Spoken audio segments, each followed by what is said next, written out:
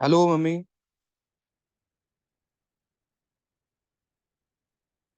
Hello. मध्ये touch कर आणि हॅलो. कोपऱ्यामध्ये. हा, ऐकू आला बघ हॅलो. तुझा आवाज मला. मला आवाज ऐकू आला. हा, मी ते केलं होतं. ओपन आलं, काय एवढंच आलं ना? लक्षात? मग एवढंच येणार नुसतं. एवढंच एवढंच एवढंच येणार दिसणार आहे. का? हा, एवढंच एवढंच. असं बाकी सगळ्यांची नावं नाही, बाकी सगळ्यांचं नाही येणार का? कारण बाकी सगळे अजून आले नाहीयेत. हा, हा, हा, हा. ते 10 नाही, वाजता तेव्हा त्या येतात. दिवशी सगळे आले तरी पण एवढंच आलेलं. हा, असंच येणार, बरं असंच बरं, येणार. ठीक आहे. काहीतरी हा, तरी ठीक आज कमीत आहे. कमी, हा, ठीक ठीक आहे. आहे. खाली खाली पार्टिसिपेंट्स लिहिलंय बघ, 2 लोक आहेत, तू आणि मी. हो हो. हा, मध्ये टच केलं की खालचे ऑप्शन्स येतात बघ, वर येत आहेत ना? आले आले. हो हो, म्यूट हा, स्टार्ट सगळं. बरोबर. म्यूट, स्टार्ट व्हिडिओ आणि म्यूट. पार्टिसिपंट्स. मग तुला बघायचं असेल ना कोण कोण जॉईन केलंय, ते पार्टिसिपंट्स वर हा, टच करायचं. बर बर बर बर. ठीक आहे. चालेल. ठीक आहे. Okay okay. चालू करून ठेवते. चालेल, ठीक आहे. Okay okay.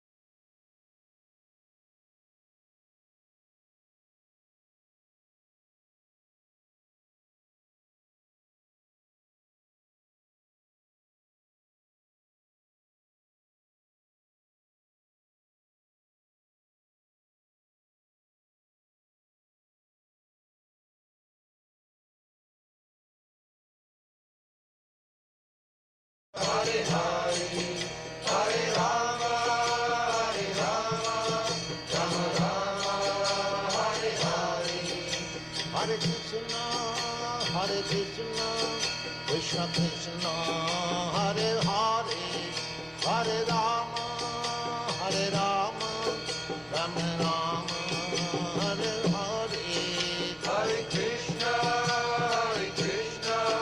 Krishna Krishna, Hare Hare, Hare Rama,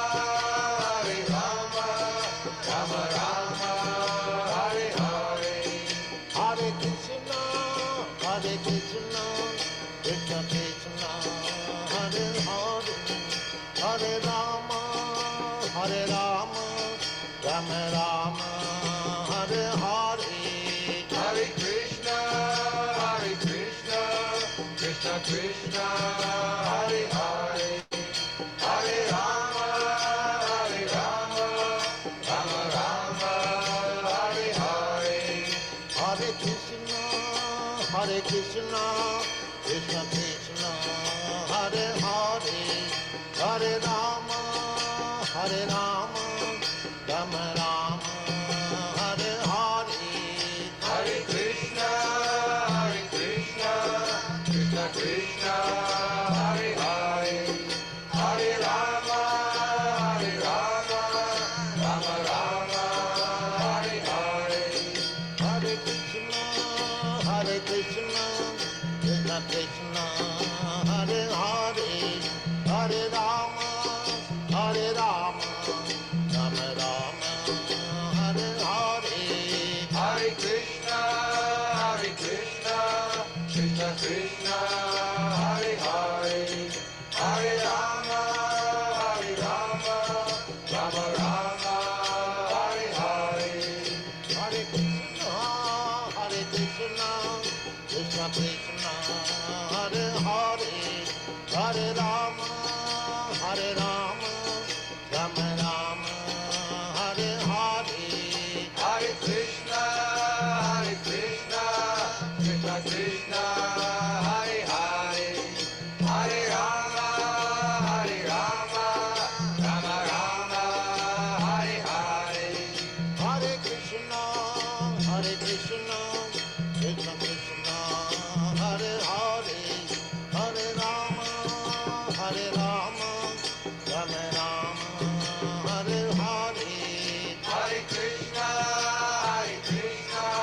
Krishna Krishna, Hare Hare, Hare Rama, Rama Rama, Hare Hare.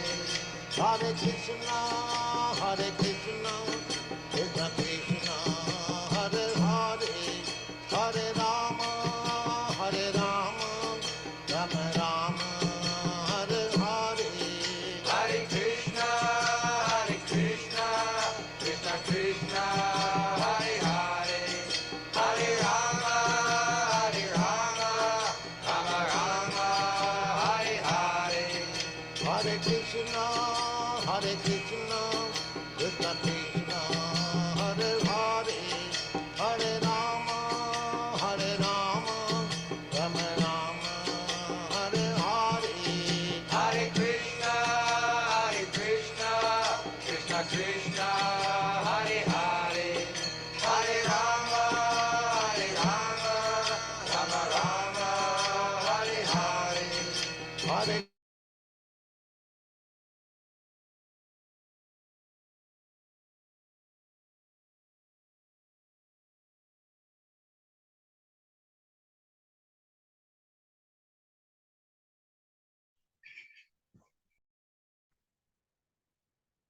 हरे कृष्ण सर्व उपस्थित सर्व भक्तांच्या चरण प्रणाम.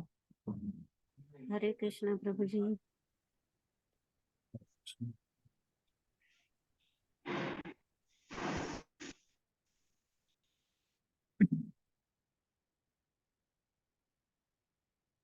स्क्रीन शेअर करतो सर्वांसाठी.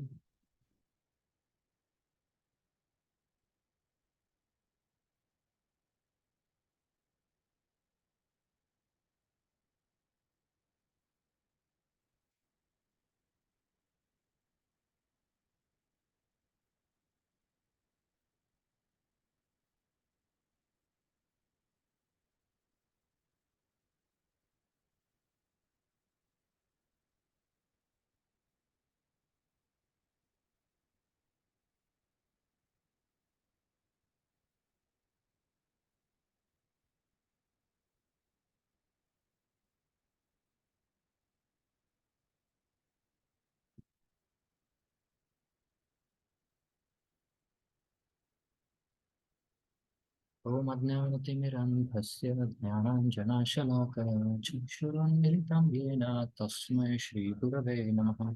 श्रीचैतन्यमनोभीष्टं स्थापितं येन भूतले स्वयं रूपः कदा ददाति स्वपदान्तिकं वन्देऽहं श्रीगुरुः श्रीयुतः पदकमलं श्रीगुरून् वैष्णवांश्च श्रीरूपं सागरजातां सहगणा रघुनाथान्वितं तं सजीवं साद्वैतं सावधूतं परिजनसहितं कृष्णचैतन्यदेवं श्रीराधा कृष्णपदा सहगणा ललिता श्रीविशाखान्वितांश्च नमः। ॐ विष्णुपदाय कृष्णप्रेष्ठाय भूतले श्रीमते भक्तिवेदान्त स्वामिन् इति नामिने नमस्ते सरस्वती देवे गौरवाणी प्रचारिणे निर्विशेष शून्यवादी पाश्चात्यदेशकारिणे वाञ्छाकल्पतरुभ्यश्च कृपा सिन्धुभ्य एव च पतितानां पावनेभ्यो वैष्णवेभ्यो नमो नमः।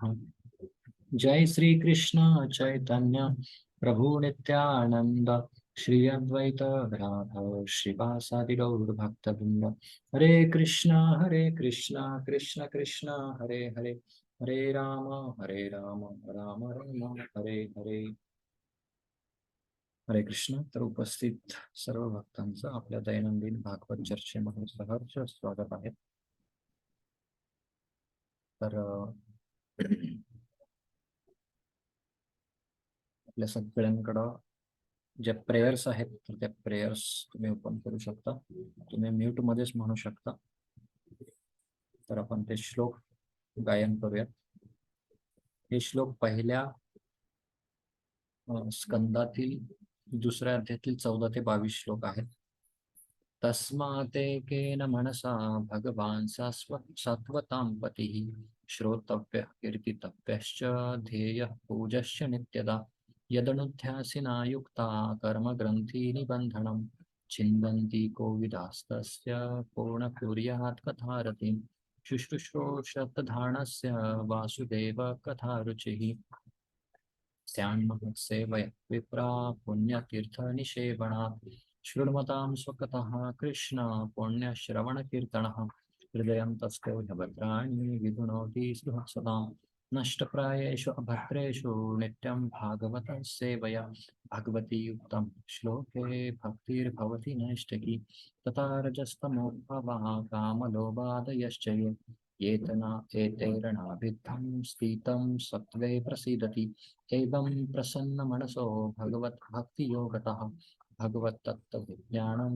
मुक्तसङ्गस्य जायते भिद्यते हृदयग्रन्थिश्चिन्त्यन्ते सर्वसंशयः क्षीयन्ते चास्य कर्माणि दृष्ण एवात्मनीश्वरे अतो वै कवयो नित्यं भक्तिं परमया मुदः वासुदेवे भगवती कुर्वन्त्यात्मा प्रसादनीं हरे कृष्ण कृष्ण कृष्ण हरे हरे हरे राम राम राम हरे हरे। हरे कृष्ण। तर उपस्थित सर्व भक्तांचं आपल्या दैनंदिन भागवत चर्चेमध्ये पुन्हा एकदा स्वागत आहे। तर आपण काल काय पाहिलं तर ते तुम्ही सांगू शकता, तर हँड रेज करू शकता तुम्ही। काल आपण काय पाहिलं? यस आरती माता। हरे कृष्ण प्रभूजी, काल आपण 12वा श्लोक पाहिला। त्याच्यामध्ये श्रीकृष्णांच्या प्राकट्याचा हेतू काय असा प्रश्न विचारतात। तर आपल्याला माहिती आहे भगवंत काय येतात तर ते परित्राणाय साधूनाम आणि विनाशाच्या दुष्कृताम ह्याच्यासाठी येतात, म्हणजे साधूचं रक्षण आणि दुष्टांचा विनाश। तर बरोबर. ऋषींचा प्रश्न हा थेट भगवंता संबंधी आहे। आणि आपल्याला माहिती आहे भगवान म्हणजे काय, त्यांच्यामध्ये षड ऐश्वर्य पूर्ण आहेत। यश, बल, ज्ञान, सौंदर्य, वैराग्य आणि ऐश्वर्य हे 6 गोष्टी त्यांच्यामध्ये आहेत। आणि गीतेमध्ये सुद्धा जेव्हा श्रीकृष्ण बोलतात तेव्हा भगवान उवाच असं म्हणतात। आणि म्हणजे आपल्याला कळतं की भगवान म्हणजे साक्षात श्रीकृष्णच आहेत, ते सर्व कारणांचे कारण आहेत। आणि अनंत काळापासून म्हणजे अनंत शेष त्यांची यश गात आहे तरी पण संपत नाहीये। किंवा 7व्या वर्षी त्यांनी डाव्या हाताच्या करंगळीवर गोवर्धन पर्वत घेतला, म्हणजे त्यांचं बल आहे। ज्ञान म्हणजे गीता त्यांनी 45 मिनिट्स मध्ये सांगितली आणि आपण अजूनही म्हणजे आपल्याला अजून पण ती समजत नाही पूर्णपणे। ऐश्वर्य म्हणजे 16,108 त्यांच्या राण्या होत्या, तरी पण प्रत्येकाला एक महाल होता, असं ऐश्वर्य आहे। आणि सौंदर्य म्हणजे ते कामदेवांना पण मोहित करतात, म्हणजे ते मदन मोहन आहेत. आणि वैराग्य म्हणजे शेवटी फक्त एका भिल्लाच्या बाणांनीच त्यांचा शेवट झाला, म्हणजे सगळं सोडण्याची त्यांची तयारी होती. तर हे आपण बरोबर. 12व्या श्लोकात पाहिलं. बरोबर. ओके. 13वा श्लोक कोण सांगेल? यस, आराध्य गोपी माताजी, तुम्ही 13वा श्लोक सांगा. 14वा कोणतरी दुसरा सांगेल मग. ओके. 13व्या श्लोकात म्हणजे ऐकण्याची उत्सुकता सांगितली, म्हणजे आदर्श श्रोता सांगितलाय. तर जो नवविधा भक्तीमध्ये एक नवविधा भक्ती ज्या सांगितलेली तर ती किती महत्वाची. जेवढे आपण बोलतो ना त्याच्या दुप्पट आपण ऐकलं पाहिजे. यस. दोन कान आणि एक तोंड, तर कानाने डबल ऐकलं पाहिजे, तोंडाने अर्ध बोललं पाहिजे असं त्यात सांगितलंय. त्यानंतर त्यात उत्साह, धैर्य, निश्चय आणि तत्कर्मात म्हणजे प्रवर्तनात 6 गोष्टी केल्याने भक्तीत माणूस उत्तीर्ण. नंतर 6 गोष्टी केल्यावर भक्तीत उत्साह पण येतो असं सांगितलंय.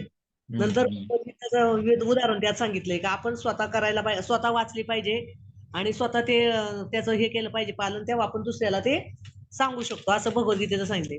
नंतर त्यात दुसरं उदाहरण सांगितलं आपण निबंधावर जर आपण चिंतन करून त्यावर आपल्याला लिहायला सांगितलं तर आपण ते लिहिलं पाहिजे असं सांगितलं. नंतर तुमचं एक उदाहरण सांगितलं त्यात का तुम्हाला एक श्लोक येत नव्हता, तुम्ही सायकल म्यूट झाला माताजी तुम्ही. काय सांगितलंय का तुम्ही प्रामाणिकपणा तुम्ही ना स्वतः प्रामाणिकपणाने केलं म्हणून तुम्हाला ते आले. नंतर आपण नाम जपात पण पाठांतर केलं तर आपल्याला पाठ होत्या, किंवा आपलं नाम जपात पण आपल्याला उत्साह येतो, किंवा नामजप पण आपण तसा करू शकतो प्रामाणिकपणे. नंतर आपण पाठांतर केलं तर श्लोक पण आपले पाठ होतात. पण ते कसे तर एका भक्ताकडून आपण ते घेतलं पाहिजे, भक्ताकडून शिकलं पाहिजे.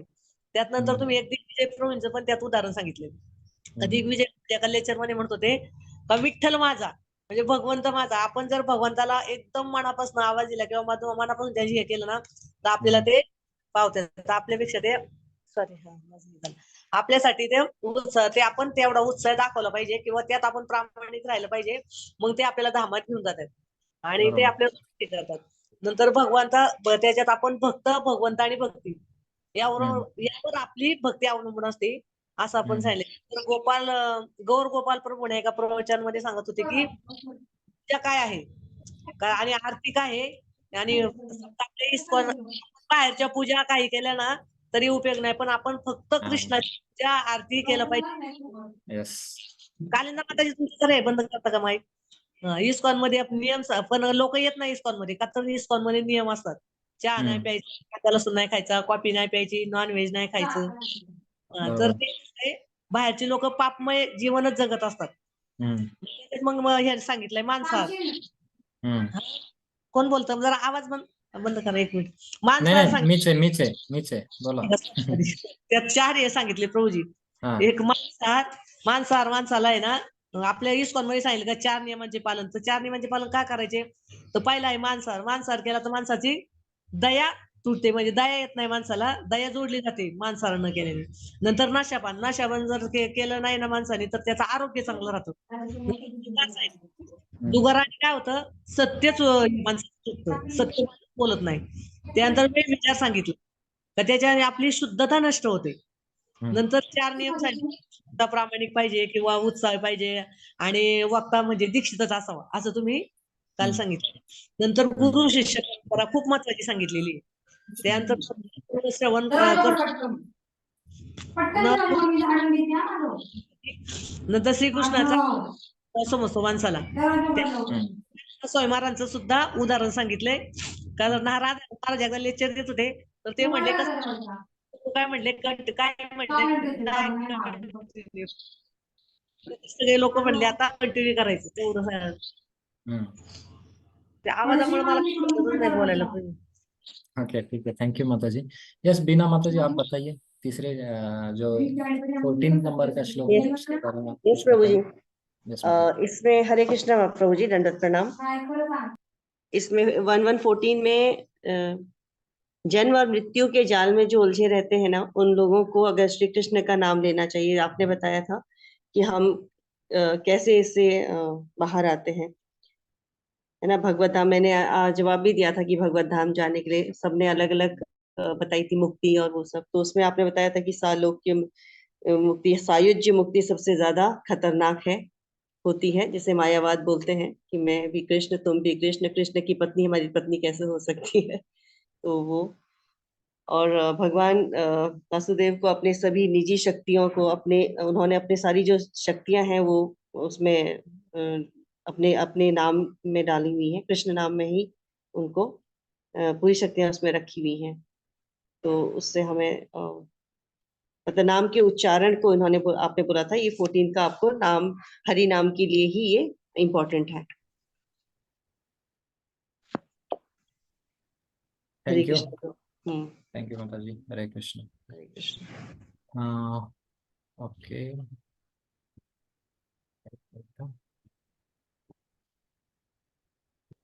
बहुत अच्छी तरीके से आपने बताया, सबने खूप चांगल्या पद्धतीने सर्वांनी सांगितलं. तर आपण जो आजचा पुढचा विषय, विशेष करून काल जे आपण 3 श्लोक पाहिले होते, तर त्याच्यामध्ये जो 12वा श्लोक पाहिला होता त्याच्यामध्ये पाहिलं होतं की कशा पद्धतीने आदर्श श्रोता हा कोण असतो, तर त्याची लक्षणं त्या ठिकाणी सांगितले. प्रामाणिकपणा असावा, श्रवणामध्ये तो उत्सुक असावा आणि नम्रतापूर्वक श्रवण करण्याची कला त्याने आत्मसात केलेली असावी. जो हा 13 मध्ये पाहिला आणि 14 मध्ये पाहिला आपण हरिनाम, की भगवंतांचं हरिनाम एखाद्याने अजाणतेपणे जरी उच्चारलं तरी त्याला मुक्ती प्राप्त होते. बरोबर. काल आपल्या सगळ्यांनी खूप छान पद्धतीने सांगितलं कशा पद्धतीने मुक्तीची व्याख्या काय. ठीक आहे, नो प्रॉब्लेम माताजी. तर आपण आज 15वा श्लोक पाहणार आहोत. ठीक आहे, तर भागवतम कोणाकोणाकडे आहे हँड रेस करू शकता तुम्ही पुन्हा एकदा. भागवतम कोणाकोणाकडे आहे? ओके, ठीक आहे. परमेश्वरी राधा माताजी, तुम्ही 15वा श्लोक आणि त्याचं भाषांतर वाचा. हरे कृष्ण प्रभु. हम्म. हरे कृष्ण प्रभु. यत्पाद संशया श्रुतमुनय प्रशमायनाः सद्य पुनन्नत्युपस्पृष्टा स्वर्धुन्या पोष्णु सेवयाः. हे सूत गोस्वामी, ज्या महर्षींनी भगवंतांच्या चरण कमळांचा आश्रय ग्रहण केला आहे ते महर्षी त्यांच्या सहवासात येणाऱ्यांना त्वरित पवित्र करतात आणि गंगा नदीचे पवित्र जळ मात्र दीर्घकालीन उपयोगानंतर पवित्र करू शकते. हरे कृष्ण प्रभुजी. धन्यवाद. धन्यवाद. तर ह्या श्लोक जो आहे 15वा, तर 15व्या श्लोकामध्ये सांगितलंय की भक्ताची महिमा, भक्ताचा संघ किती महत्वाचा आहे. अदो श्रद्धा, थोडी आपल्यामध्ये श्रद्धा असते, त्यानंतर ती श्रद्धा जर असेल तर आपल्यामध्ये साधू संघ आपल्याला प्राप्त होतो आणि साधू संघामध्ये आल्यानंतर व्यक्ती भजन क्रिया करू लागतो. भजन क्रिया केल्यानंतर त्याचे अनर्थ निवृत्त व्हायला लागतात. मग निष्ठा, रुची, आसक्ती, भाव, प्रेम हे स्तर त्याच्यामध्ये प्रकट होतात किंवा त्या स्तरापर्यंत उन्नत होतो. तर यत पाद संश्रयः सूत मुनयः प्रशमायनः सद्यः पुनन्ति उपसृष्टा स्वर्धुनी आपः अनुसेवया. तर याच्यामध्ये काय सांगितलंय? पाद संश्रया, पदकमळांना शरण गेलेले, आश्रय घेतलेले. तर हे सूत गोस्वामी, ज्या महर्षींनी भगवंतांच्या चरण कमळांचा आश्रय ग्रहण केला आहे ते महर्षी त्यांच्या सहवासात येणाऱ्यांना त्वरित पवित्र करतात.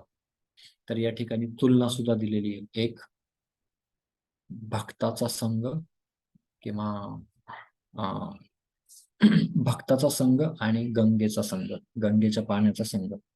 तर ह्याच्यामध्ये भक्ताचा संघ जो आहे तो गंगेच्या जळापेक्षाही त्वरित आणि लगेच पवित्र करतो असं सांगितलंय. तर गंगाजळ हे फेमस आहे, आपल्या सगळ्यांना माहिती आहे. गंगाजळ कशासाठी फेमस आहे? तर जे शुची म्हणतो आपण, शुद्धता, पवित्रता, तर याच्यासाठी गंगाजळ फेमस आहे, प्रचलित आहे. परंतु नेहमी गंगाजळ म्हणून सुद्धा आपण पाहू शकतो इथं भक्तांचा संघ सुद्धा किती महत्वपूर्ण असतो. तर तो सांगितलाय की गंगाजळापेक्षाही पवित्र आहे. का? तर गंगाजळ घेतलं तर काही वेळाने, काही तासांनी, काही दिवसांनी, काही महिन्यांनी, काही वर्षांनी तो पवित्र होऊ शकतो. परंतु जर एकदा कोणी व्यक्ती भगवत भक्ताच्या संघामध्ये आला तर तो त्वरित काय होतो? पवित्र होतो. तर का पवित्र होतो? तर परमपूज्य राधानाथ स्वामी महाराज म्हणतात, एखादा भक्त ज्या ठिकाणी जातो त्या ठिकाणची जागा तो पहिल्यापेक्षा अधिक शुद्ध, अधिक पवित्र करतो. याचा अर्थ काय समजायचा आपण? तर महाराज एकदा वॉशरूम मध्ये गेले होते एका भक्तांच्या घरी, आणि वॉशरूम मध्ये गेल्यानंतर 5 मिनिटं झाले, 10 मिनिटं झाले, 15 मिनिटं झाले, तर महाराज काय लवकर बाहेर येत नव्हते. आणि भक्तांना प्रश्न पडला की नक्की काय. आणि नंतर महाराज अर्ध्या पाऊण तासाने आले आणि त्यांना नंतर कळालं की महाराजांनी संपूर्ण जे वॉशरूम आहे ते चकाचक क्लीन केलं होतं. तर याचा अर्थ काय की महाराजांनी कृतज्ञता केली की मी या वॉशरूमचा वापर करतोय, आणि या वॉशरूमचा वापर केल्यानंतर मला काय होणार आहे त्या ठिकाणी, माझं हे कर्तव्य आहे की ती जागा स्वच्छ केली पाहिजे. तीच जागा स्वच्छ नाही, संपूर्ण वॉशरूम त्यांनी पूर्ण धुवून स्वच्छ केलं. आणि महाराज जेव्हा असे वक्तव्य बोलतात की एखादा भक्त एखाद्या ठिकाणी जातो त्या ठिकाणची जागा पहिल्यापेक्षा जास्त पवित्र करतो, त्यामुळे ही सेंटेन्स आपल्या लगेच डोक्यामध्ये फिट होतात. एक, तो ज्या परिस्थिती, ज्या वस्तू आहेत तर त्या वस्तू ज्या की स्थूल वस्तू आहेत त्या सूक्ष्म त्या हे करतो, पवित्र करतो. गुंडीच्या मार्जन आपल्याला माहिती आहे. परंतु त्याचबरोबर तो भक्त नेहमी भगवंतांचं स्मरण करत असतो. आणि भगवंत हे कसे आहेत? ओम पवित्र वा पवित्र. तर भगवंत हे पवित्रहून पवित्र आहेत, बरोबर की नाही? आणि म्हणून ओम पूर्णमदः पण श्लोक येतो त्याच्यामध्ये. तर भगवंत हे पवित्र आहेत आणि पूर्ण आहेत, बरोबर की नाही? म्हणून आणि भक्त त्या भगवंतांचं चिंतन करत असतो. म्हणून जेथे कुठे भक्त जाईल त्या ठिकाणी तो वातावरण पवित्र करत असतो. आणि याचं जर अनुभूती आपल्याला घ्यायची असेल तर तुम्ही लीलामृत उघडा आणि वाचा. लीलामृत मध्ये सुरुवातीचा जो काळ आहे तर तो काळ कुठं होता? बावरीमध्ये.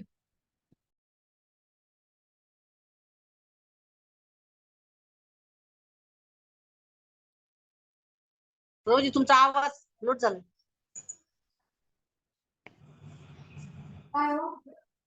स्मेल येतोय, स्मेल कसा?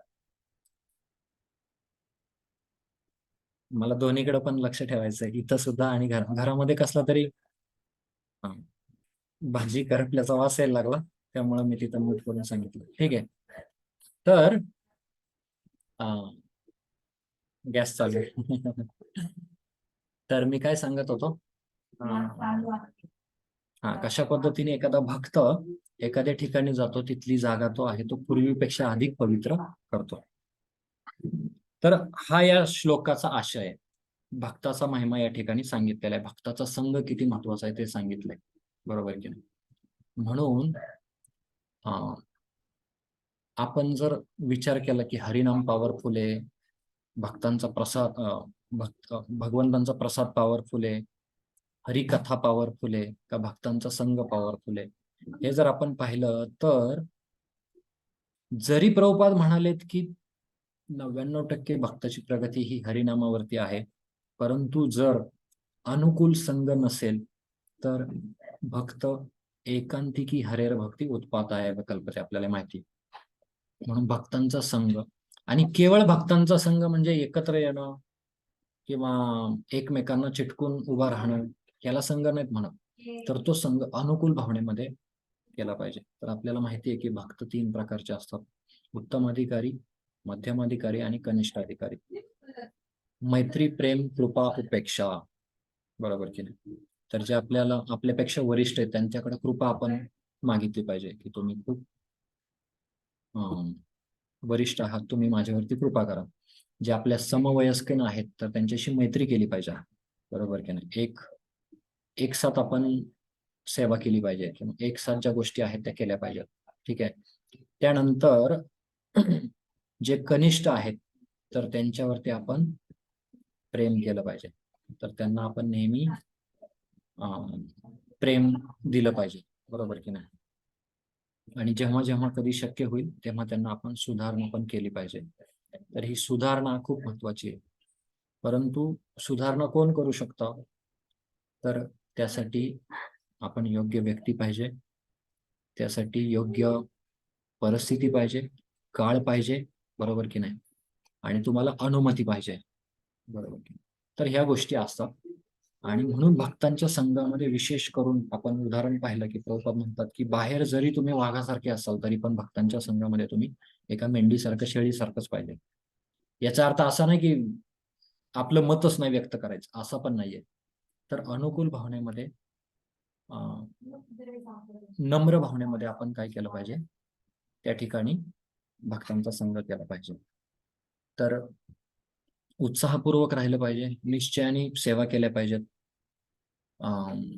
नम्र राहिलं पाहिजे, बरोबर की नाही. अजून बरीच लक्षणं आहेत की जे की तुम्ही सगळे करत आहात. तर त्याच्यामध्ये आपण त्या भावनेमध्ये भक्तांचा संघ केला पाहिजे.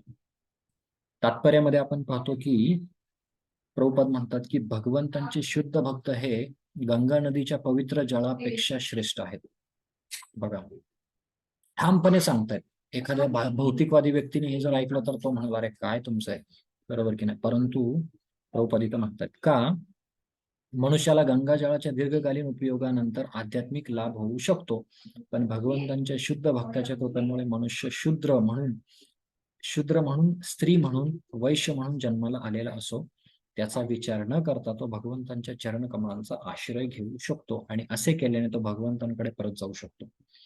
तर परमपूज्य राधानाथ स्वामी महाराज जेव्हा आले होते तेव्हा त्यांनी पहिला गंगेचा आश्रय घेतला होता. माहितीये तुम्हाला, गंगेवरती एका स्थानावरती बसलेले महाराज बसायचे. नेहमी त्यांचा ते वाद्य ते वाजवायचे, छोटस हार्मोनिका किंवा जे काय म्हणतात, तर ते वाजवायचे. परंतु जेव्हा त्यांना श्रील प्रभुपादांचा संघ भेटला तेव्हा त्यांच्या मनामध्ये एक बेल वाजली, घंटी वाजली की हेच माझे आध्यात्मिक गुरु आहेत. आणि असं म्हणून त्यांनी काय ठरवलं की श्रील प्रभुपाद हेच मला जे काही आहे, माझं जी काही जर्नी आहे, तर त्याच्यामध्ये माझे आध्यात्मिक गुरु आणि मला सहाय्य करू शकतात. गुरु कर्णधारम, तर ते मला सहाय्य करू शकतात. तर महाराजांनी महाराजांना ह्याची अनुभूती आली. महाराज सांगतात जर्नी होम मध्ये प्रभुपादांच्या पहिल्या भेटीमध्ये. आणि प्रभुपाद ही बघा, प्रभुपाद किंवा गुरु जे आहे ते आपला निष्ठावान जो भक्त आहे, शिष्य आहे, त्याला हजारोच्या संख्येमधून ओळखतात. जसं क्रॉस मैदानावरती 20-25 हजारांचा मोठा मॉब होता आणि त्या ठिकाणी महाराज जेव्हा आले तेव्हा काय केलं की प्रभुपादांनी महाराजांना त्या ठिकाणी बोलावून घेतलं आणि त्याच्यामध्ये त्यांनी हे केलं. तर आपण जे काही आता करंट आचार्य आपण पाहतोय तर त्यांचा संघ खूप दुर्लभ आहे. परमपूज्य लोकनाथ स्वामी महाराज, परमपूज्य राधानाथ स्वामी महाराज, परमपूज्य जय पताका स्वामी महाराज, बरोबर की नाही, परमपूज्य गोपाल कृष्ण गोस्वामी महाराज, परमपूज्य राधा, सगळे जेवढे कोणी आहेत तर त्यांचा आपण जिथं कुठं संघ भेटता येईल तेवढा घेतला पाहिजे आपण. कारण का खूप दुर्लभ आहे संघ. आणि का तर प्रभुपादांना त्यांनी पाहिलंय, प्रभुपादांना त्यांनी ऐकलंय. म्हणून केवळ तेच नाही तर आपल्या आजूबाजूला जो कोणी तिलकधारी वैष्णव आहे त्या तिलकधारी वैष्णवाला आपण प्रणाम केला पाहिजे, बरोबर की नाही. आणि त्याच्याशी योग्य भावनेमध्ये संघ केला पाहिजे. कधी कधी भक्तांमध्ये वादविवाद होतात, परंतु भक्तांमध्ये मतभेद असू शकतात परंतु मनभेद नसतात. कारण का सवय कृष्ण मन पदारविंद योय, सगळ्या भक्तांचं जे मन आहे ते भगवंतांच्या चरण कमलावरती स्थित असतं. जसं पाण्याचं उदाहरण घेतलं जातं, 4 वेगवेगळे व्यक्ती आले, त्यांनी पाण्यामध्ये कुठेही दगड टाकला तर ती वलय वेगवेगळ्या ठिकाणी एकमेकांना भिडतात, बरोबर की नाही. परंतु सगळ्यांनी जर एकाच ठिकाणी दगड टाकला तर त्याची जी वलय ती एका पाठीमागून एक अशी निघून जातात. म्हणून गीता महात्म्यामध्ये तो श्लोक येतो, एकम शास्त्रम देवकी पुत्र गीतम, एको देव देवकी पुत्र एव, एको मंत्रस्तस्य नामानी आणि कर्माप्येकतस्य देवस्य सेवा. समस्त जगाला एकच शास्त्र असावं, इतर शास्त्रांची गरजच नाही. गीता भागवत, एको देव देवकी पुत्र एव, समस्त जगासाठी एकच देव असावा, काय गरज नाही एवढ्या देवांची, एकच बस, ते म्हणजे भगवान श्रीकृष्ण. देवकी पुत्र एव, एको मंत्रस्तस्य, एकच मंत्र असावा, कशाला वेगवेगळे मंत्र, तो म्हणजे हरे कृष्ण महामंत्र, जो की महामंत्र आहे, मंत्र नाहीये केवळ महामंत्र आहे. आणि कर्माप्येकतस्य देवस्य सेवा, म्हणजे समस्त जगासाठी एकच सेवा असावी, ते म्हणजे भगवंतांची शुद्ध प्रेममय सेवा. त्याला भक्तिमय सेवा असं म्हणतात. तर शेवटच्या 3-4 ओळी पहा. शुद्ध भगवत भक्ताच्या प्रामाणिक शिष्याला आध्यात्मिक गुरु हे भगवंतांसमान असल्याची जाणीव असते. परंतु शुद्ध भगवत भक्त मात्र स्वतःला नेहमी भगवंतांचा नम्र दासानुदास समजतो. हाच शुद्ध भक्ती मार्ग होय. जो शुद्ध भक्त आहे त्याला त्याचे आध्यात्मिक गुरु हे भगवंतांसमान किंवा यस्य प्रसादात भगवत प्रसादो, बरोबर की नाही. गुरु is representative of Lord Krishna. म्हणजे काय, तर शुद्ध प्रतिनिधी आहेत ते. आणि शुद्ध प्रतिनिधी असल्यामुळं जसा आदर भगवंतांचा आहे तसाच आदर आपण गुरूंचा केला पाहिजे. परंतु असा आदर गुरु महाराजांना अजिबात आवडत नाही. ते स्वतःला तुच्छ सेवक, तुच्छ दास समजतात. जसं आता फेस्टिवल ऑफ ग्रॅटिट्यूड महाराजांचा व्यासपूजा वाड्यामध्ये झाली, तर तिथं आपण पाहतोय की वाड्यामध्ये खूप छान तिथं मोठा कार्यक्रम ठेवला होता हे. परंतु महाराजांचा मूड काय, तर तिथं प्रभुपादांना सेंटरला ठेवलं त्यांनी. म्हणून जेव्हा जेव्हा आपल्या जीवनामध्ये एखादी चांगली गोष्ट घडते ना, तेव्हा आपण ते क्रेडिट स्वतःला न घेता आपल्या आचार्यांना दिलं पाहिजे. म्हणून प्रभुपादांना एका व्यक्तीने विचारलं, प्रभुपाद आर यू परफेक्ट? काय प्रभुपाद तुम्ही परिपूर्ण आहात? प्रभुपाद म्हणले, no, my Guru Maharaj was perfect. माझे गुरु महाराज पूर्ण होते, परिपूर्ण होते. म्हणून आपण जेव्हा कधी हे समजलं पाहिजे की जेव्हा कधी आपल्याला स्तुती होते, जेव्हा कधी भगवत भक्ताच्या संघामुळे कृपा होते आपल्यावरती, जेव्हा कधी आपल्याला मोठी जबाबदारी दिली जाते, एखादं पद दिलं जातं, तर हे पद म्हणजे केवळ गुरूंची कृपा आहे, केवळ भक्तांची कृपा आहे. त्यात आपलं काही नाही.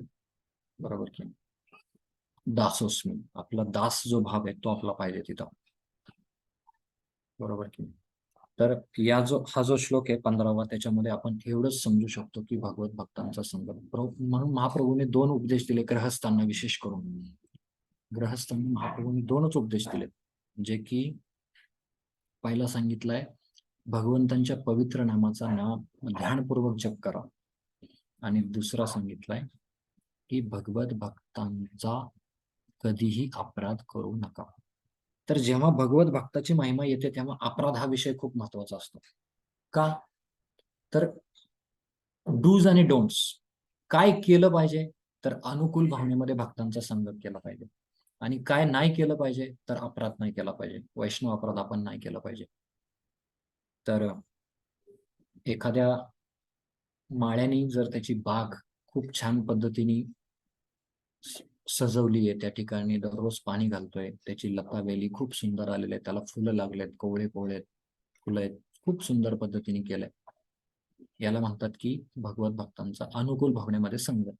पण त्याच वेळेस जर का त्या भक्ताने वैष्णव अपराध चालू केले, तर त्या बागेमध्ये एक माजलेला हत्ती सोडण्यासारखं.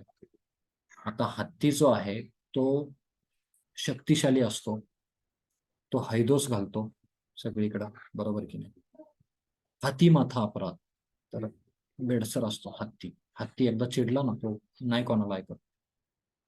ऐरावत रत्न थोर त्यासी अंकुशाचा मार द्यावा लागतो त्याला. आणि हा जो मार आहे तो भगवत भक्तांच्या अपराधामधून तो हाती माता त्या समस्त वेलींचा उच्छादन करतो, आणि ते एवढे सुंदर सुंदर फुलं, कोवळ्या वेली त्याचा नाश करून टाकतो. म्हणून जर आपल्याला भक्तीचा नाश करून घ्यायचा नसेल, तर आपण भगवत भक्तांचा योग्य भावनेमध्ये संग केला पाहिजे, आणि विशेष करून भक्तांचा कधीही अपराध केला नाही पाहिजे. म्हणून चैतन्य महाप्रभूंना पतित पावन म्हटलेलं आहे. काय म्हटलेलं आहे? पतित पावन. मौसम पतिता प्रभू पायवे आमर.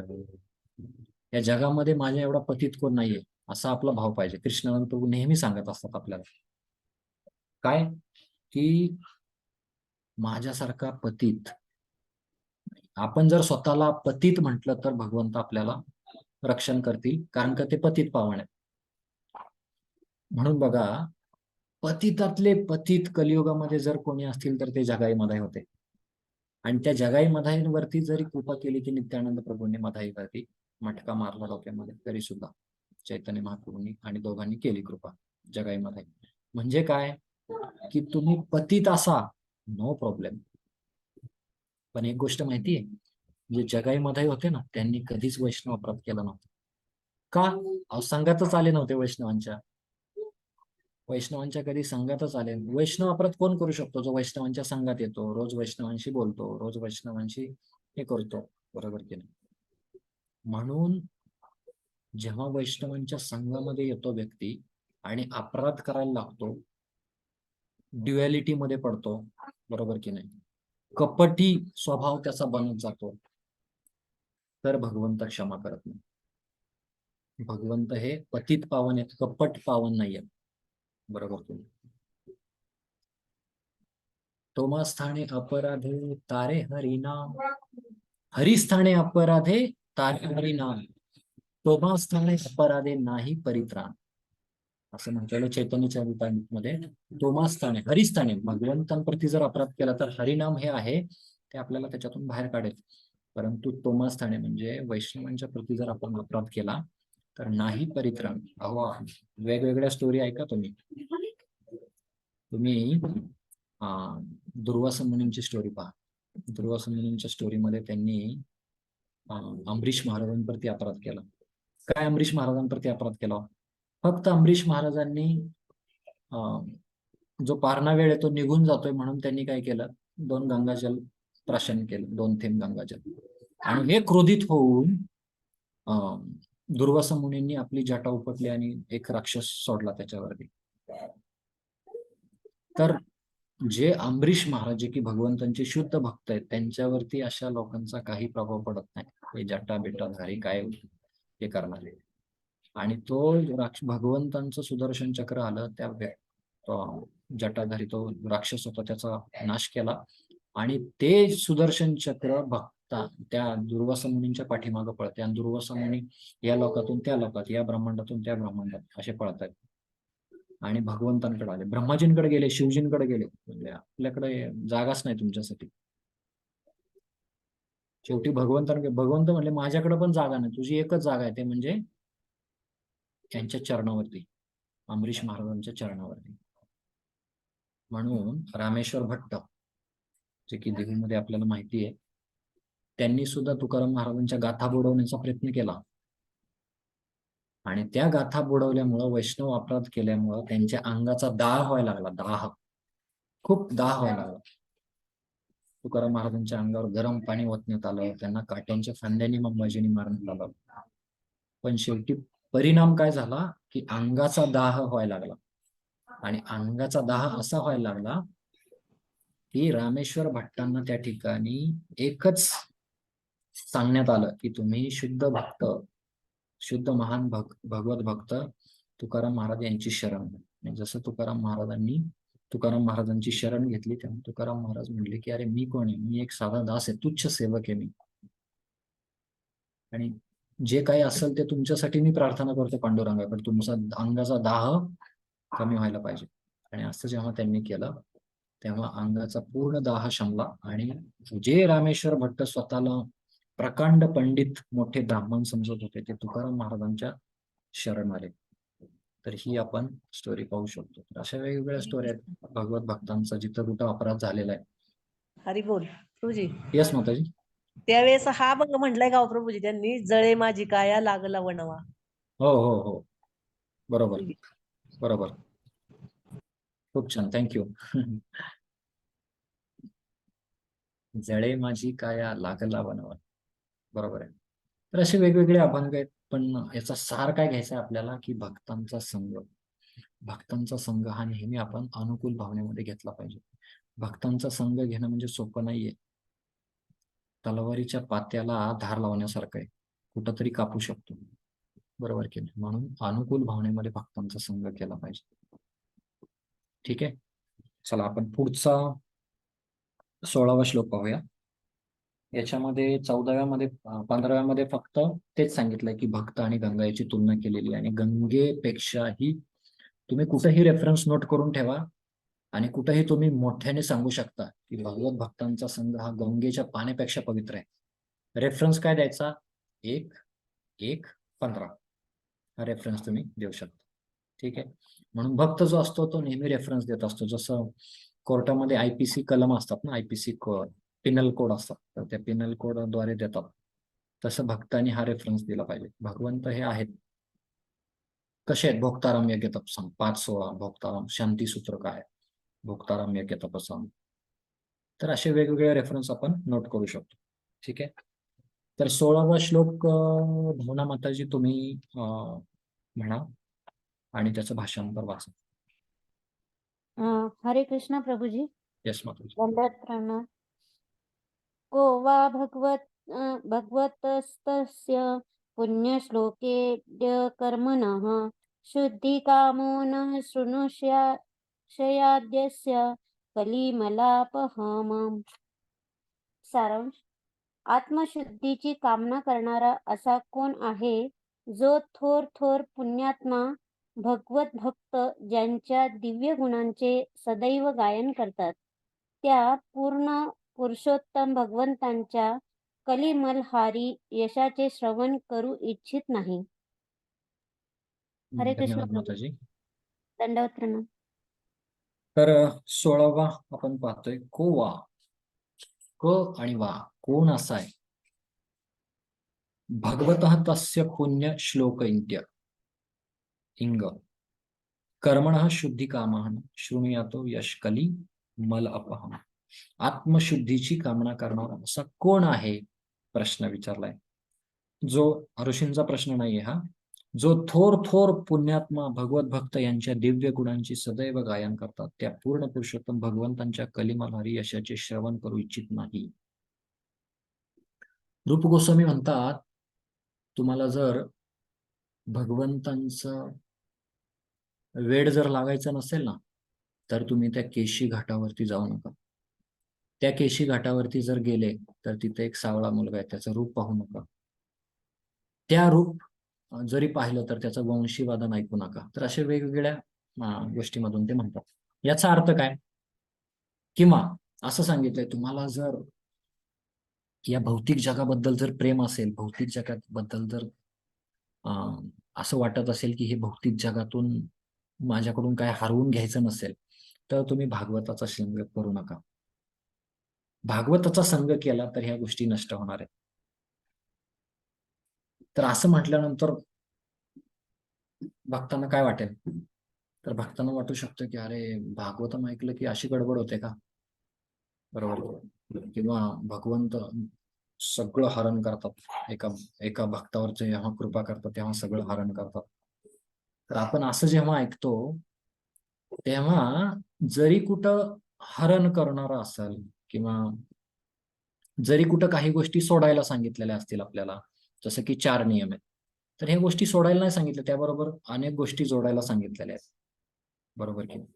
म्हणून आपण हे समजून घेतलं पाहिजे की भगवंत हे भक्ताच्या जीवनामध्ये अशा पद्धतीने इंटरफेअर करतात की त्याला ते कृपा प्रदान करतात. अशी कृपा प्रदान करतात की त्या भक्तासाठी भौतिक जगत नाही महत्वाचं, तर आध्यात्मिक जगत, आध्यात्मिक लोकांमधल्या योजना भगवंत तयार करत असतात.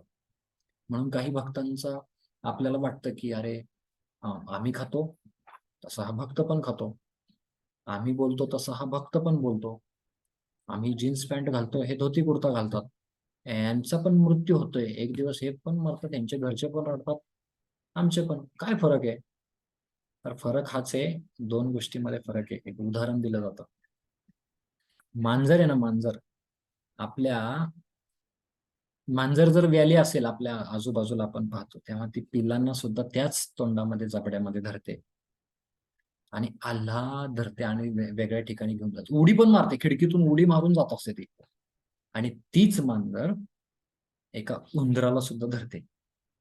तुम्ही जर त्या पिल्लाला विचारलं ना, समजा ते पिल्लू बोलतंय, तर त्या पिल्लाला जर विचारलं तुझा कसा होता अनुभव, तुझ्या आईने तुला पकडलं होतं, तर तो म्हणेल की मी खूप संरक्षित होतो, माझ्याकडे खूप मोठं माझं रक्षण झालं. आणि तेच तुम्ही त्या उंदराला विचारलं ना, तो उंदीर म्हणेल बाप रे, मृत्यू सर्वहरश्चाहम, त्याला मृत्यूचा श्लोक आठवेल. बरोबर का? म्हणजे काय की भगवंत हे भक्त आणि अभक्त याच्यावरती वरवर दृष्ट्या आपल्याला वाटेल की त्याच पद्धतीचं हे करतायत, परंतु नाही. त्या भक्ताला माहिती आहे मृत्यूच्या क्षणी लोक टचा घासत मरतात. एवढ्या इच्छा असतात, एवढ्या कामना असतात, नाही जमत. परंतु जे शुद्ध भगवत भक्त आहेत, प्रभुपाद भागवतमचं ट्रान्सलेट करतायत. जेव्हा मृत्यू होणार आहे काही तास अगोदर भागवतमचं मी काय लिहिलंय त्यावेळेस ते सांगतायत प्रभुपाद. जय प्रभुपाद. तर असा भगवत भक्ताचा मृत्यू असतो. बरोबर की नाही? आणि हे भगवत भक्त किंवा इथं प्रश्न विचारलाय, असा कोण व्यक्ती आहे जो की कलिमलहारी, कलियुग पावन, कलिभयनाशन, जय शचीनंदन गाओ है. तर कलियुगासाठी विशेष अवतार आहे. कलेर्दोष निधे राजन अस्ति एको महानगुण कीर्तनादेव कृष्णस्य मुक्त संगम परम व्रजेत, हे सांगितलंय. एकच गोष्ट चांगली आहे, ते म्हणजे भगवंतांचं नाम याच्यामध्ये. आणि ते भगवंतांचं नाम, रूप, गुण, लीला हे जे आहे हे एखाद्याने अनइंटेन्शनली जरी घेतलं तरी त्याला शुद्ध करताय. तर असा कोण व्यक्ती आहे तो श्रवण करू इच्छित नाही भगवंतांच्या कथा? तर असा प्रश्न या ठिकाणी विचारलाय. ऋषीच बोलतायत. अजून ऋषी हे शौनकादी ऋषी हे सूत गोस्वामींना सांगतायत. असा कोण व्यक्ती आहे जो की भगवत भक्त ज्यांच्या दिव्य गुणांचे सदैव गायन करतात. पाहतो आपण वेगवेगळे संवाद आहेत, त्या संवादांमध्ये वेगवेगळे गायन करतात. त्या पूर्ण पुरुषोत्तम. इथं एक शब्द आहे कलिमलहारी, कलिमल अपहम. कली म्हणजे कलियुग, जे की दंभ, कलह, कलह आणि दंभ हे दोन प्रमुख गुण आहेत कलियुगाचे. मल म्हणजे विष्टेला मल म्हटलेलं आहे. मल म्हणजे अशुद्ध गोष्ट. बरोबर की नाही? हरी म्हणजे नाश करणारा. कलियुग पावन, कलिभय नाशन, जय शचीनंदन गाव आहे, कलिमलहारी. असा हा बऱ्याच ह्याच्यामध्ये आहे श्लोक. तर जो कलियुगातल्या घाण गोष्टींचं हरण करतो, जे कलियुगातल्या वाईट गोष्टींचं हरण करतात, त्या भगवंतांच्या यशोगाथा न गाणारा असा कोण महामूर्ख आहे? थोडक्यात असा याचा आशय सांगण्याचा. आणि याच्यामध्ये सांगतात की संघर्ष हा कलियुगाचा स्वभाव असल्यामुळे ते अत्यंत निंदित युग आहे. संघर्ष. ममैवांशो जीवलोके जीवभूत सनातन मनशिष्टानी इंद्रिय आणि प्रकृती स्थानी कर्षती. कर्षण म्हणजे संघर्ष. मनासहित 6 इंद्रिय जी आहेत ती या ठिकाणी कर्षण चालू आहे.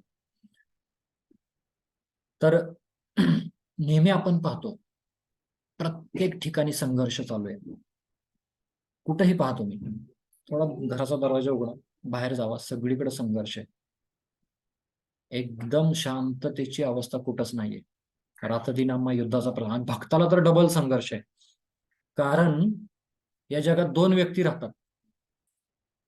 म्हणजे या जगातले प्रमुख 3 व्यक्ती आहेत. जे एकदम महान भगवत भक्त आहेत ते सुखी असतात, आणि जे एकदम ठार वेडे झालेले ते एक सुखी असतात. प्रॉब्लेम आपलाच होतो. आपण मध्येच असतो. हम बीच में ही अटके हैं. आपण मध्येच काय करतो, अरे हे करावं का, अरे हे करू नये, अरे आपण काय करावं, भगवंतांचं भागवतन वाचावं का नको, किंवा इकडं मूवीज बघाव्यात का नको. इकडं सांगतात की भगवंतांचं भागवतम जर वाचलं तर असाधूला साधू करतात.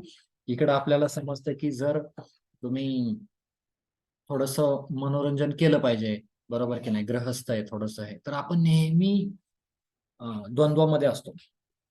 सुख दुःख, लाभ हानी, जय पराजय, बरोबर की नाही. तर ह्या द्वंद्वामध्ये असतो आणि नेहमी संघर्ष करत असतो आपण या ठिकाणी. कलियुग इतक्या दुर्गुणांनी भरलेले आहे की थोड्याशाच गैरसमजुतीमुळे मोठी युद्धे होतात. बघा, आता मालदीवचा प्रसंग चालू आहे, तुम्ही पाहत असाल.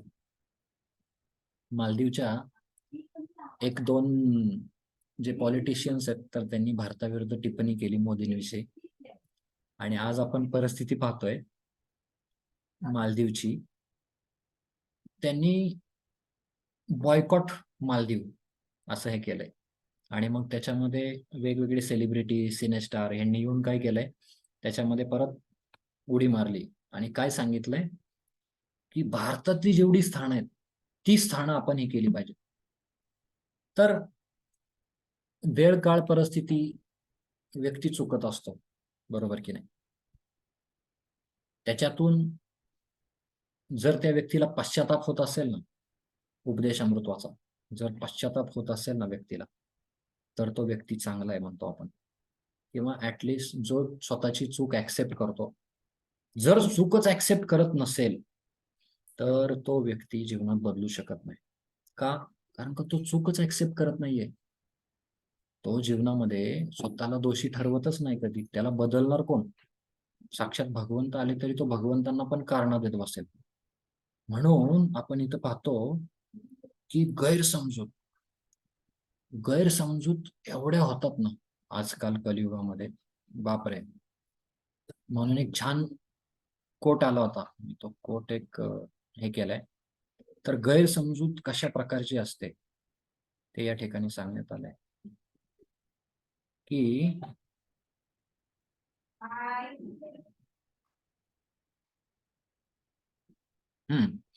बघा, गैरसमज वाढत गेला की लोकांना ते पण ऐकू येतं जे आपण कधी बोललोच नाही.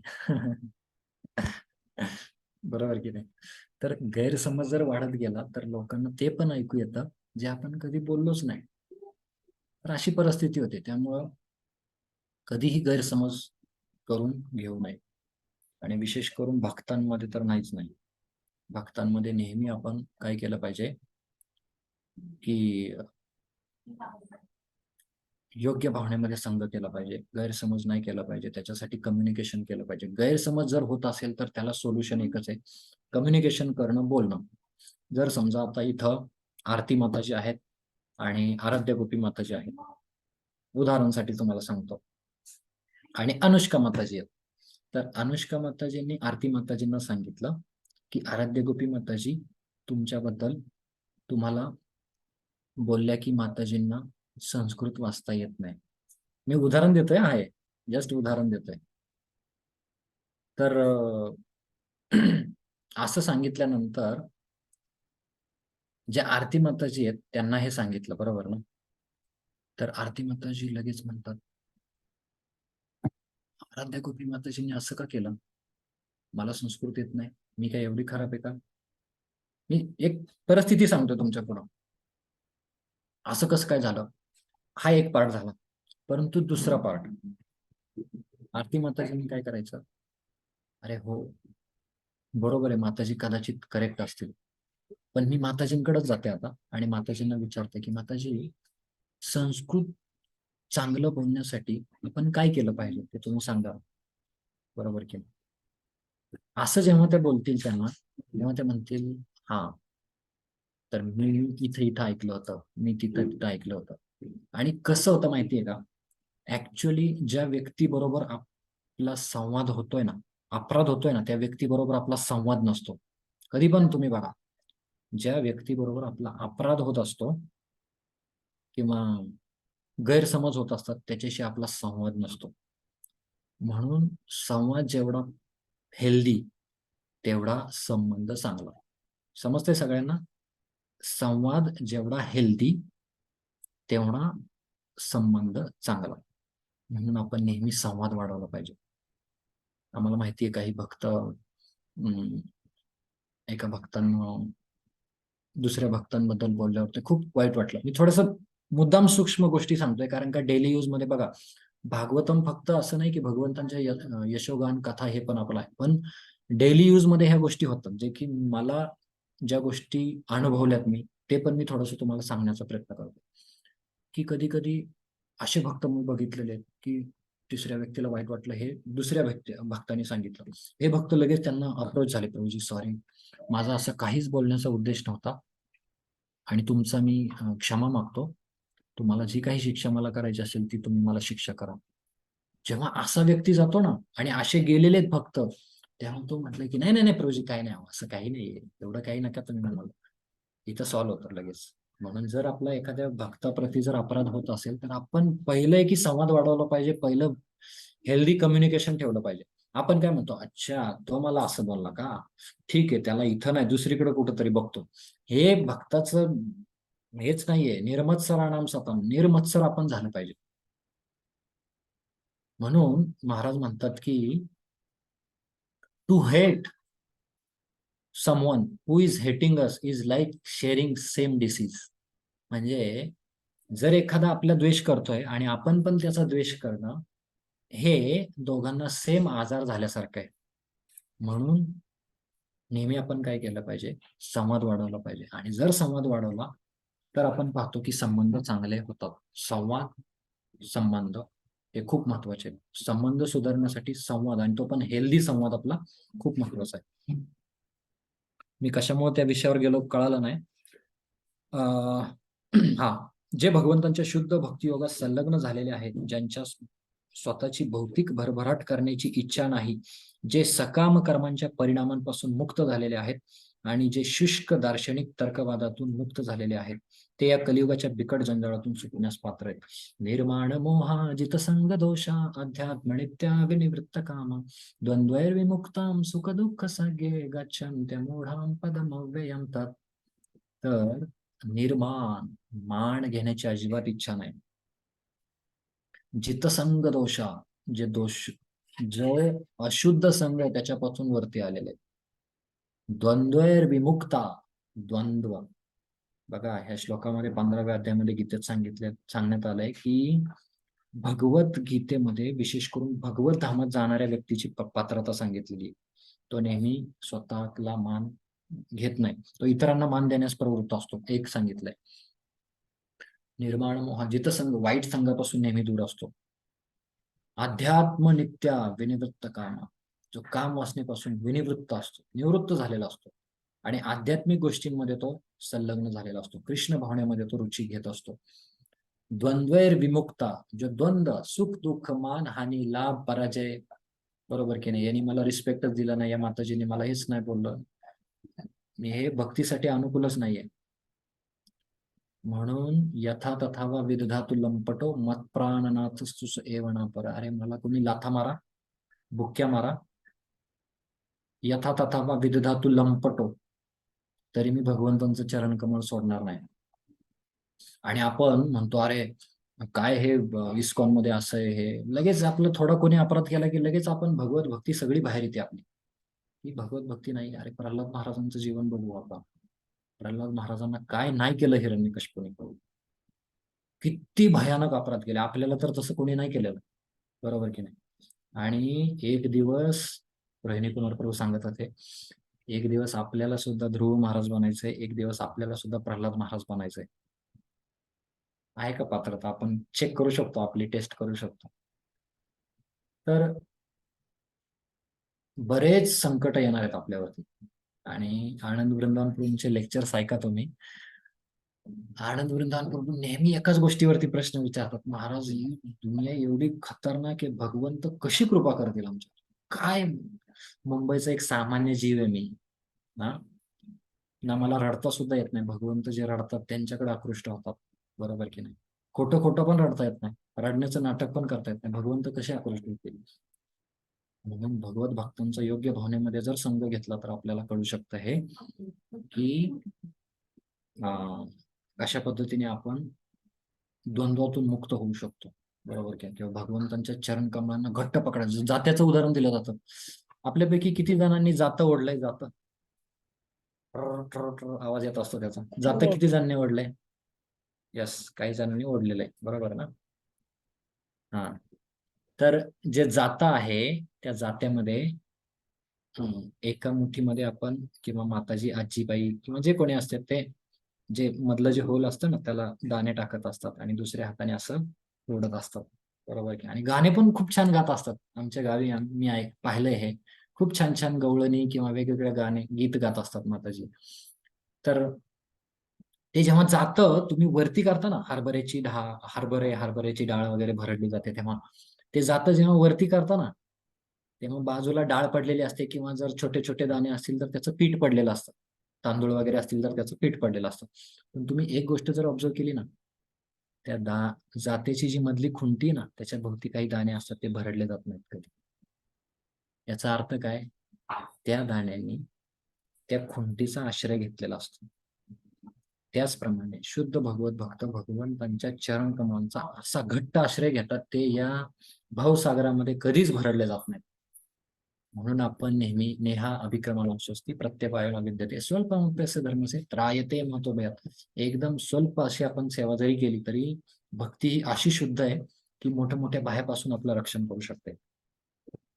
पुढे आपण पाहूया की शेवटच्या 3 ओळी बघा तुम्ही. जर आपल्याला वास्तविक शांतता हवी असेल तर आपण भगवंतांना समजून घेण्याचा मार्ग अनुसरला पाहिजे आणि भागवताच्या पृष्ठांत वर्णन केल्याप्रमाणे त्यांच्या पवित्र लीला आणि यशांचे गायन केले पाहिजे. भगवत धामात काय होतं माहिती? भगवत धामामध्ये कथा, गाणं, नाट्यम, वंशी वदन हेच चालू आहे. इथं काय करायचंय आपल्याला? तेच करायचंय. म्हणजे आपलं साधन आणि साध्य, जे साधन आपल्याला करायचंय तेच साध्यमध्ये जाऊन करायचे. असं नाही की तिथं जाऊन तुम्हाला वेगळा रोल भेटणार. तिथं सुद्धा हाच रोल आहे, भगवंतांचाच रोल आहे. भगवंतांच्या कथा, लीला याच्यावरती श्रवण कीर्तन करण्याचा, बरोबर की नाही? पण जर इथंच आपण जर ट्रेन नाही झालो, जसं एखादा क्रिकेटर असतो तर तो क्रिकेटर डायरेक्ट मॅच मध्ये जाऊन खेळला तर तो षटकार आणि चौकार नाही मारू शकत. पण तोच त्याला रोज प्रॅक्टिस करावी लागते, नेट प्रॅक्टिस करावी लागते, नेट मध्ये मारावे लागतात. तशी ही आपलं नेट आहे रोज, नेट प्रॅक्टिस आहे रोज. ब्रह्ममुहूर्ताला उठणं, ब्रह्ममुहूर्ताला नाम जप करणं, त्यानंतर भगवंतांचं श्रवण कीर्तन करणं ही नेट प्रॅक्टिस आहे.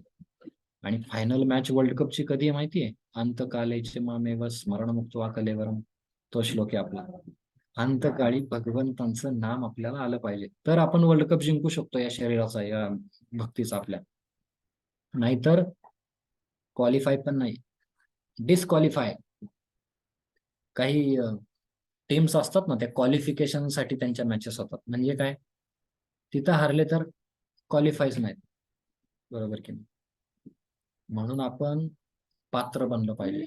आणि पात्र जर बनलो आपण तर भगवंत जे काही देतील ते आपल्याकडे घेण्यासाठी काहीतरी पात्र असेल. परंतु अपात्र जर झालो तर आपण, विशेष करून अपात्र आपण कधी होऊ? जर भक्तांचा अपराध केला, हरिनामाचा जप नाही केला वेळेवरती, बरोबर, तर आपण अपात्र होऊ शकतो. म्हणून होप जे आहेत ते कधी सोडले नाही पाहिजे आपण. आशाबंध एक गुण पाहिला ना आपण, रूप गोस्वामी सांगतात की आशाबंध, आशावादी राहिलं पाहिजे. माझ्यावरती कधी ना कधी भगवंतांची कृपा होईल या आशेवरती आपण राहिलं पाहिजे. भगवंत काही करू शकत नाही, भगवंत हे स्वराट आहे. तुम्ही म्हणू शकत नाही प्रभूजी भगवंता मी रोज मंगल आरती करतो, मंगल आरती करते, मी रोज 16 माळा नाही 64 माळांचा जप करते, तुम्ही मला भगवत धामात नेलंच पाहिजे. नाही, एकच गोष्ट भगवत धामात घेऊन जाऊ शकते, ती म्हणजे भगवंतांची इच्छा. म्हणून भक्ताने आपले प्रयत्न करायचे, परंतु अवलंबून कुठं राहायचंय आपल्याला? भगवंतांच्या इच्छेवर. ठीक आहे. हरे कृष्ण. तर 17वा श्लोक थोडासा मोठा आहे, तो आपण उद्या घेऊयात. ह्या 23 श्लोक आहेत या पहिल्या अध्यायामध्ये. तर पुढच्या 2-3 दिवसामध्ये पहिला अध्याय आपला संपेल. आपण 3 प्रश्न पाहिलेत आतापर्यंत. 3 प्रश्न पाहिलेले आतापर्यंत आपण. पहिला कोणता प्रश्न आहे? कोण सांगेल का? ऋषींचे पहिले प्रश्न, 3 प्रश्न पाहिलेत. पहिला प्रश्न कोणता आहे?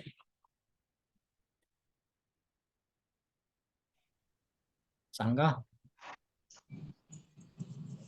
जनसामान्यांच्या आत्यंतिक परम कल्याणाची गोष्ट काय? जनसामान्यासाठी जे कल्याण आहे, परम कल्याण, ते कशामध्ये आहे? ती गोष्ट काय? स्मिता माताजी तुम्ही सांगा दुसरी गोष्ट. हरे कृष्ण दुसरा प्रश्न. प्रभूजी, दंडवत प्रणाम.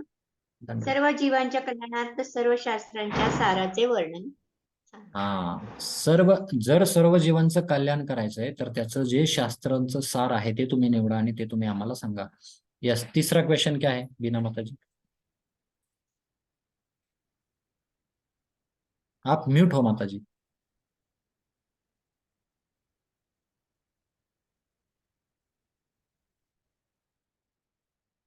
माता जी आप अनम्यूट कीजिए आपको,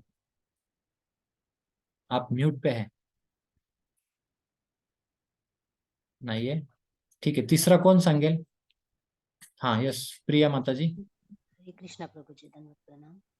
दंडवत. तिसरा प्रश्न, भगवंत वासुदेवांचे पुत्र म्हणून देवकीच्या गर्भातून का अवतीर्ण झाले भगवान? हा, तर भगवान श्रीकृष्णांचं जे प्राकट्य आहे त्याच्याबद्दलचा तिसरा प्रश्न विचारू.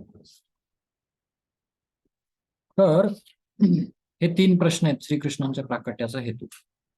तर उद्या जो 17वा आहे, 17वा जो श्लोक आहे, तर त्याच्यामध्ये पुरुष अवतार, वेगवेगळे अवतार, लीला अवतार काय आहेत आणि भगवंतांच्या गमनानंतरचं आश्रय. तर 17, 18 आणि 23 याच्यामध्ये राहिलेले 3 प्रश्न आहेत. तर उद्या आपण 17वा श्लोक पाहू, ज्याच्यामध्ये पुरुषावतार काय आहे, तर ते आपण पाहूयात.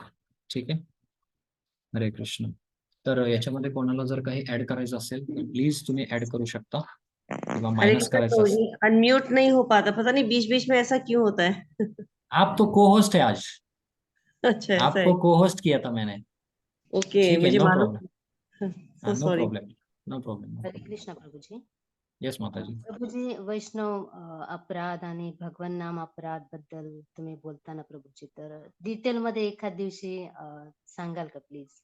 म्हणजे म्हणजे होतातच ना अपराध आपल्याकडनं, काही ना काहीतरी छोटे मोठे, तर होऊ नये याच्यासाठी डिटेल मध्ये एखाद दिवशी सांगाल का प्लीज? नक्की माताजी, आपण ट्राय करू, किंवा तुम्हाला मी एक आत्ताच गोविंदधाम मध्ये एक वैष्णव अपराधावरती सिरीज झाली, 3 दिवसाचे लेक्चर झाले, तर त्याची पण मी लिंक तुम्हाला शेअर करेल. तर मोठी लिंक आहे ती तुम्ही ध्यानपूर्वक तुम्ही ऐका. मी सगळ्यांना तुम्हाला शेअर करेल वैष्णव अपराध हे किती घातक आहेत आणि कशा पद्धतीने वैष्णव अपराधांपासून आपण स्वतःला वाचवलं पाहिजे, ज्यामुळे शीघ्र अतिशीघ्र आपल्याला अभिष्ट सिद्धी म्हणजेच कृष्ण प्रेम प्राप्त होऊ शकतं. तर असे वैष्णव अपराध आहेत, नामापराध आहेत. तर आपण नामापराध गातो, ते सुद्धा रोज गायन केलं पाहिजे. केवळ गायनच नाही, तर ते गायन करून आपण आचरणामध्ये आणण्याचा प्रयत्न केला पाहिजे. केवळ गायन करून नाही चालणार, तर आपण ते आचरणात आणले पाहिजे, तरच आपल्याला हे होईल. आणि माताजी मी ती नक्की लिंक शेअर करेन. ठीक आहे. हरे कृष्ण प्रभूजी. हा यस माताजी. शनिवार रविवार सुट्टी आहे का नाहीये ना? रविवारी नसेल कदाचित आपला क्लास. आपला सोमवार ते शनिवार असेल. रविवारी देहूमध्ये भागवतम, मला पण इतर सेवा असतात, त्यामुळं रविवारी नसेल. वाटलं का शनिवार रविवार असं मला वाटलं. ठीक आहे प्रॉब्लेम नाही, शनिवार रविवार नाही, फक्त रविवारी नसेल. हरे कृष्णा प्रभु जी. हाँ यस माताजी. प्रभु जी, आज श्री लोचनदास ठाकुर जी का आविर्भाव दिवस है. ओके. तो कुछ आप बताएंगे?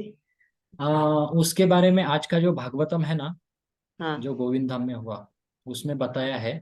मैं भी भाई अभी तक सुना नहीं, क्योंकि ये प्रिपरेशन वगैरह था, तो मुझे भी वो सुनना है. ठीक है. यस प्रभु जी. यस. शंकर मोरे प्रभु जी भी है हमारे ग्रुप में. प्रभु जी भी बहुत अच्छा स्टडी है उनका. तो शंकर मोरे प्रभु जी, आप भी कुछ बोलिए. हरे कृष्णा, दंडवत प्रणाम. खूप सुंदर क्लास चालू आहे, 2 दिवसापासून ऐकतोय. खरंच जे श्रोते आहेत त्यांचं मला कौतुक करावंसं वाटतं. कारण श्रोते पण खूप जसं तुम्ही सांगितले गुण, त्याप्रमाणे मला वाटतं प्रश्न विचारतात, ध्यानपूर्वक डोका पठण, आणि खरंच गरज आहे असं त्यांचं वाटतं. तर त्यांना, आपल्याला श्रोत्याला जर गरज नाही, ज्यावेळी त्याला ते वाटत नाही, त्यावेळी तो श्रवण त्याचं होत नाही. आवश्यकता आहे, त्यामुळे खूप सुंदर असा क्लास आणि तुमच्याद्वारे अभ्यासपूर्ण विवेचन होत आहे. प्रत्येक श्लोकावरती, प्रत्येक वाक्यावरती किंवा प्रभुपादांचा जो भाव आहे तो प्रकट होतोय.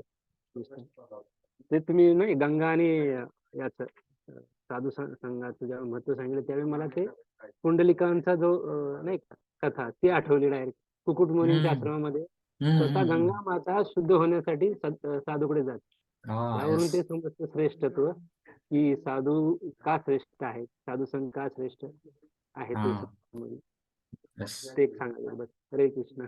खूप खूप धन्यवाद. थँक्यू प्रभूजी. जे काही आहे ते तुमच्या सगळ्यांच्या आशीर्वादामुळे आहे, कृपेमुळे आहे. ठीक आहे, अजून कोणाला काय याच्यामध्ये ऍड करायचं असेल तर करू शकतो. 1-2 मिनिटं. प्रभु जी थोड़ा सा मैं शेयर करूं क्या yes please Lochandas please. Thakur ji के बारे में? Yes yes yes please. मैंने जो थोड़ा सा पढ़ा था आज उसके बारे में। इनका जो है जन्म जो है ये वर्ष 1520 का था। बंगाल के कटवा जिले में एक गांव में इनका जन्म हुआ है, ब्राह्मण परिवार में। और इनकी माता का नाम सदानंदी है और पिताजी का नाम कमलकर दास था। इस बालक को भगवान की भक्ति बाल्यकाल से ही प्राप्त हुई थी, क्योंकि ब्राह्मण परिवार में जन्म होने के कारण और माता पिता दोनों ही भक्त थे। ये बालक जो है जिन्होंने बड़े होने पर गौड़ीय वैष्णव साहित्य को ऐसा ग्रंथ प्रदान किया था जो आज भी भक्तों को चैतन्य महाप्रभु के बाल्य लीलाओं की अमृत धारा का स्वादन करवा रही है। उनके द्वारा लिखे हुए भजन हैं, श्रील प्रभुपाद ने कई बार गाए हैं उन्हें, और महाप्रभु की भक्ति रस में आप्लावित हो जाते थे जब वो गाते थे। तो ये बालक जो है महान आचार्य हैं और इनका नाम वही श्री लोचनदास ठाकुर है। बाल्यकाल से ही श्री लोचनदास ठाकुर जी जो है श्री खंड क्षेत्र में रहते थे। वैष्णव के पास से ये भगवान के मधुर लीलाओं का श्रवण करते थे। वहीं पर इनका सौभाग्य यह था कि उन्हें अपने गुरु नरहरि ठाकुर जी का संग प्राप्त हुआ और उनसे उन्होंने दीक्षा प्राप्त की थी।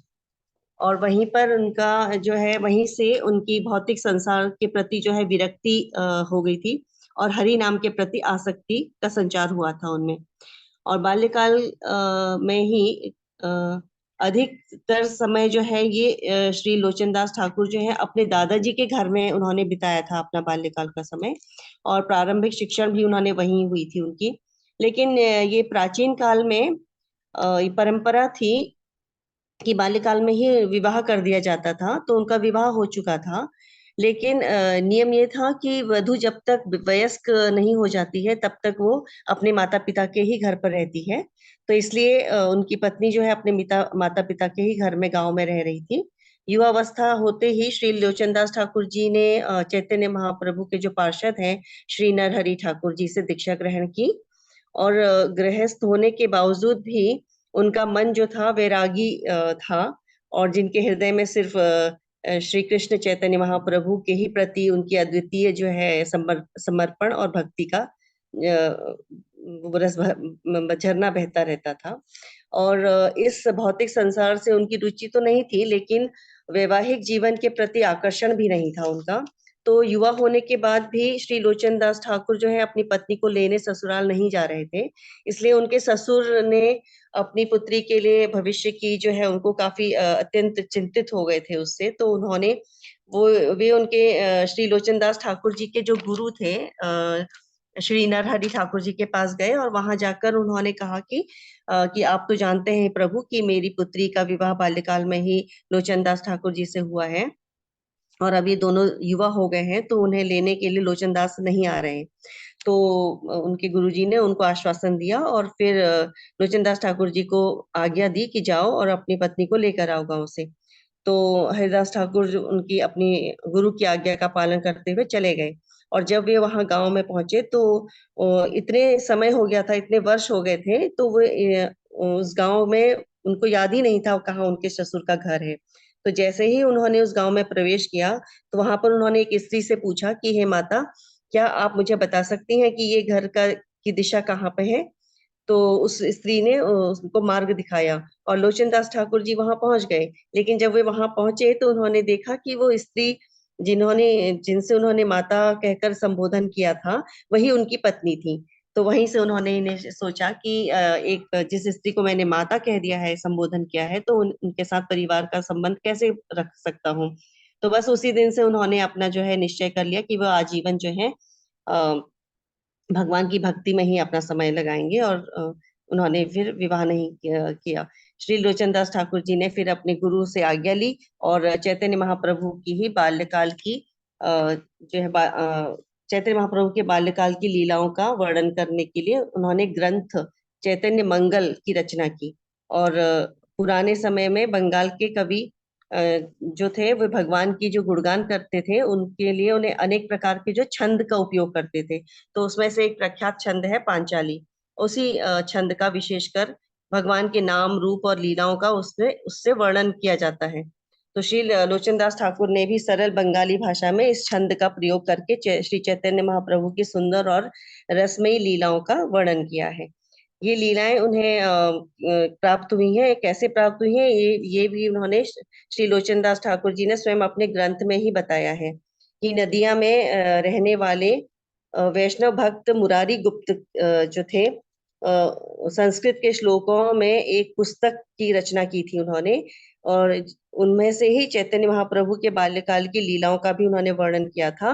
वही श्लोक उन्होंने दामोदर पंडित से भी सुना था और उन्हें याद कर लिया था लोचनदास ठाकुर जी ने, और उसी रसधारा और वैष्णव की कृपा से उन्होंने चैतन्य मंगल ग्रंथ की रचना की। चैतन्य मंगल ग्रंथ 4 खंडों में विभाजित है। ये सूत्र खंड है, आदि खंड, मध्यम खंड और शेष खंड में। तो सूत्र खंड में 2 अध्याय हैं, आदि खंड में 7, मध्यम में 12 और शेष खंड में 3 अध्याय का वर्णन है। इस ग्रंथ में श्री लोचनदास ठाकुर ने चैतन्य महाप्रभु के बाल लीलाओं का सुंदर और मधुर वर्णन किया है। इसमें बहुत ही विषयों का वर्णन ऐसा है कि जो कोई भी और किसी भी जगह पर इसका वर्णन नहीं है। जैसा कि चैतन्य महाप्रभु का अपनी पत्नी विष्णु प्रिया के साथ संवाद है, तो इन सुंदर प्रसंगों का वर्णन श्री लोचनदास ठाकुर ने प्रेम और भक्ति के साथ किया है। ऐसे गूथा है कि जो भी इसका श्रवण करता है उसका हृदय श्री गौरांग महाप्रभु की भक्ति में डूब जाता है। ऐसे महान वैष्णव श्री लोचनदास ठाकुर के आविर्भाव के दिवस पर हम उनके चरण कमलों पर प्रार्थना करेंगे कि श्री गौर सुंदर के चरणों में हमारा जो है अनुराग उत्पन्न हो और उनकी कृपा से हम राधा गोविंद जी की, राधा श्याम सुंदर जी की भक्ति को हम प्राप्त कर सकें। हरे कृष्ण। हरे कृष्ण। बहुत बहुत धन्यवाद माता जी। तो माता जी ने बहुत अच्छा तरीके से बताया कि कैसे लोचनदास ठाकुर जी के 2 बहुत फेमस भजन से आप पढ़ सकते परम हैं। करुणा है माता जी, है ना, परम करुणा बहुद्वी जन और अक्रोध परमानंद। तो ये 2 भजन है। तो ये भी आप सगळे भक्त हे जे 2 भजन आहे त्याच्यावरती आज चिंतन करू शकता आणि ते गाऊ शकता। ठीक आहे, खूप खूप धन्यवाद। चालेल, आपण थांबूया त्या ठिकाणी। हरे कृष्ण। श्री गुरुपाद की जय। वांछा कल्पतरुभ्यश्च कृपा सिंधुभ्यैव च पतितानां पावनेभ्यो वैष्णवेभ्यो नमो नमः। अनंत कोटि वैष्णव वृंद की जय। हरे कृष्णा। दंडवत प्रणाम प्रभु जी। Thank you so much. धन्यवाद सभी माता जी। जय।